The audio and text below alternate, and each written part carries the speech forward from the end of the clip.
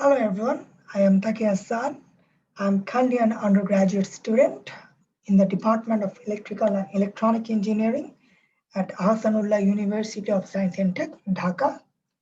Today I'm going to give a short presentation on ensemble deep transfer learning approach to identify COVID-19 cases from chest X-ray images. Before heading to my presentation, I would like to thank the chair, the co-chairs, and the technical committee members of IEEE CIBCB 2020 for allowing me to present my work. No more further introduction. Let's move on to the presentation itself. As you can see the overview, I'll go through every topic. You will encounter each of them. This presentation is constructed into 6 parts, where one part has 2 subsections. At first, I'll go through some initial introduction of my work. This section includes some intro to COVID-19 and how this research has been conducted. Then we can see the objective. I will discuss about it as well. Next, I will focus on the methods, which is divided into 2 parts, such as dataset and proposed architecture of this experiment.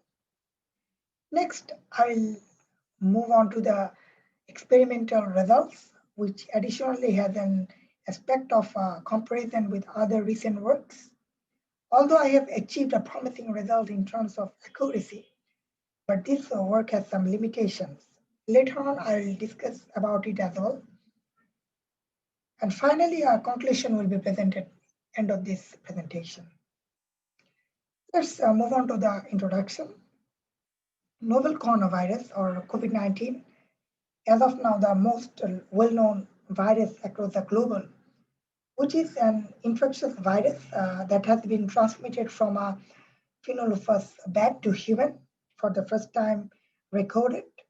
It rapidly spread worldwide and was declared a pandemic by WHO on 11th March 2020. Radiographic patterns on chest X-ray images have shown higher sensitivity compared to the RT-PCR method of COVID-19 detection. According to WHO, it has a relatively low positive detection rate in the early stages. It can cause severe pneumonia to the patients. Around 15 to 20% patients fall into a serious medical condition with a 3% of death rate globally.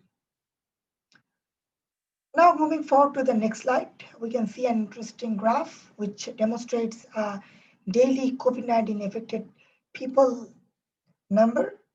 As far the graph is taken, when the presentation has been recorded, around 300,000 people on average get affected by COVID-19 every day worldwide.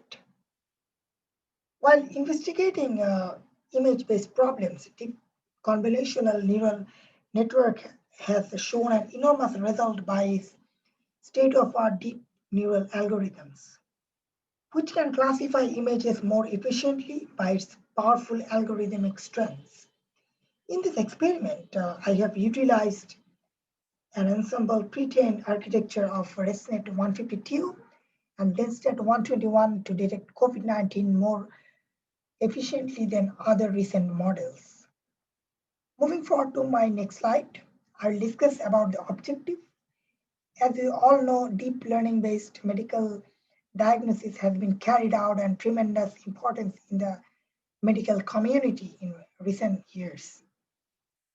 Various state-of-art deep learning models can achieve a significant results in image-based diagnosis at a very low cost. However, some patients have fallen to severe pneumonia after affected by COVID-19, but the amount is pretty less and mostly seen in the aged people. We know RT-PCR is the only recognized method of detecting COVID-19, but by using the chest X-ray images on top of deep learning architectures, a portion of detection can be done very efficiently. Up next, I'll be discussing on the method of this study. In this experiment, a publicly available dataset has been utilized to get a better intuition of the dataset and data visualization. I've shown an image histogram. So what is the image histogram? Image histogram is a sort of histogram-based graphical representation of tonal contrast of an image. However, it plots the number of pixels for each tonal side. It is also a grayscale value representation that shows frequency distribution of grayscale value in the image. As you can see the images, COVID-19 affected chest ray has higher frequency than the normal one. This is a sample example. Some of the other images have shown the same identical result as well. Moving forward to the next slide. In this experiment, I have implemented a ResNet 152 and NetNet 121 individually. After getting the result of these models, an ensemble model, which is a combination of these ResNet and NetNet architectures, have been deployed to get an imminent outcome. There is no image preprocessing has been utilized except the data augmentation.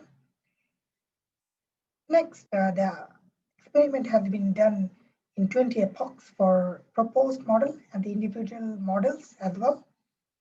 The batch size has been set to 24, as you can see that.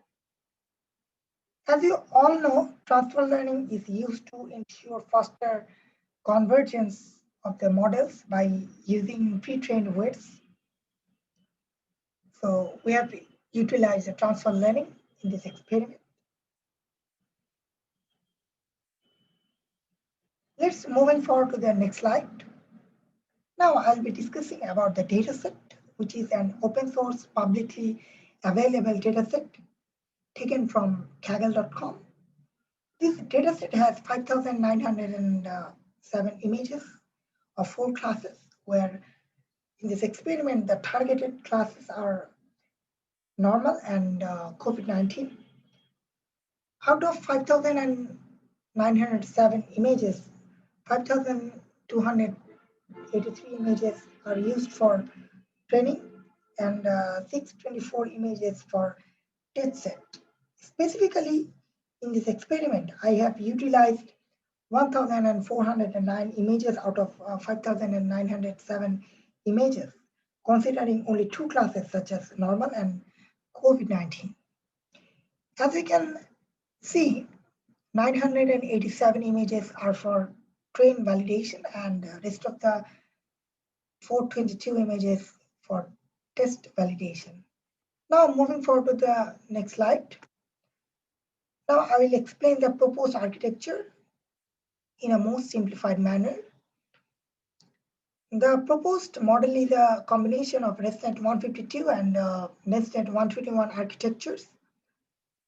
For the optimization purpose, stochastic gradient descent optimizer has been utilized. And finally, a softmax activation function is used in the output layer of the proposed model. Now we can see an illustration of proposed ensemble architecture. In the output layer, as you can see, softmax activation function has been utilized, what I've said earlier. Now moving forward to the experimental result, what I have found by implementing the models. My proposed model has performed immensely well than the individual architectures.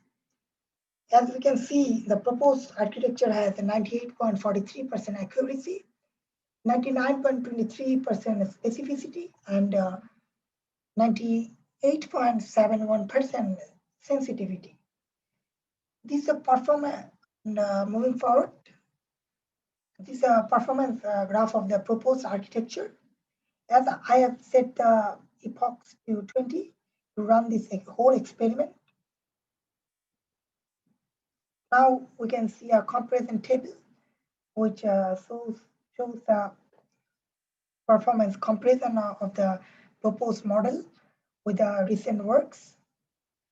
As you can see, the proposed model has the best performance in terms of accuracy on the same open source dataset. As I have said earlier, that this work has some limitations. So first of all, due to insufficient computational power and time, I could not run the k-fold validation. On the other hand, by the time there is a massive change in symptoms to the patients who are affected by COVID-19, some patients do not show any symptoms. This is a very significant number.